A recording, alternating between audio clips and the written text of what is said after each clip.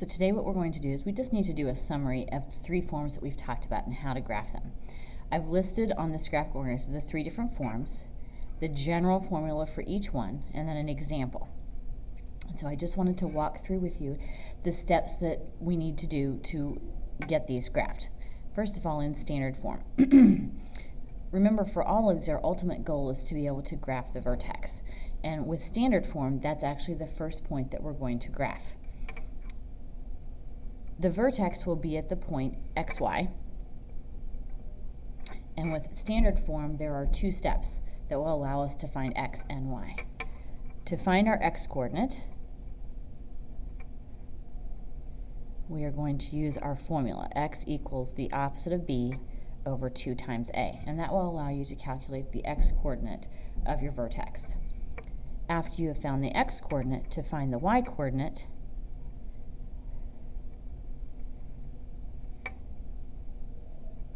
you will plug in x to your equation and solve for y. And that will give you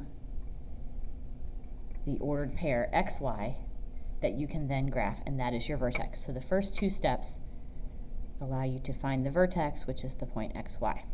After you've plotted the vertex on your graph, this is where we're going to use our rates of change pattern, which is 1a, 3a, 5a, and so on. And that will allow you to graph other points so that you can sketch your parabola. Now for vertex form, which is the next one, the steps are really the same. We are first going to find our vertex, then we're going to use our rates of change pattern to graph the remaining points. However, with vertex form, graphing the vertex is much easier because the vertex will be located at the point hk. So really, for vertex form, instead of 2 steps to find the vertex, it's just 1. And then after you have located the vertex and plotted that, then you will do your rate of change to graph the remaining points to get a sketch. Now, intercept form is what we covered yesterday. Intercept form is a little bit different. We are still going to end up with 3 points so we can get a good sketch. But we actually start with our x-intercepts. Okay? Remember, these will be points that are plotted on the x-axis.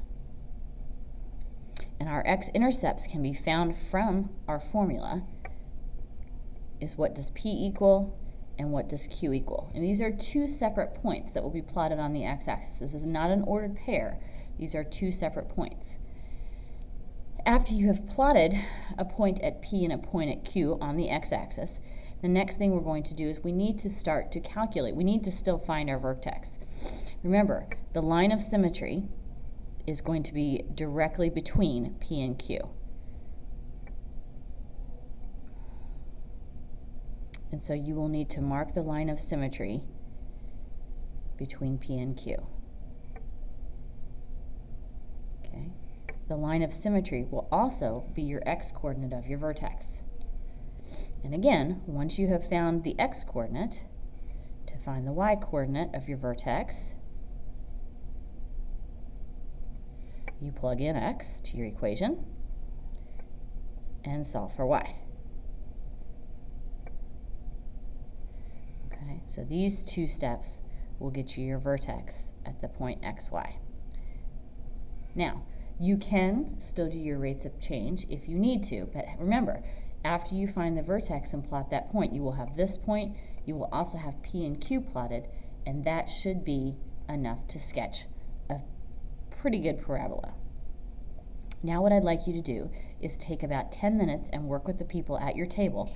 On the back are 3 examples, one in standard form, one in vertex form, and one in intercept form. And I would like you guys to work out each of these problems using the steps on the front. And then I want you to verify with the people at your table that these problems are done correctly.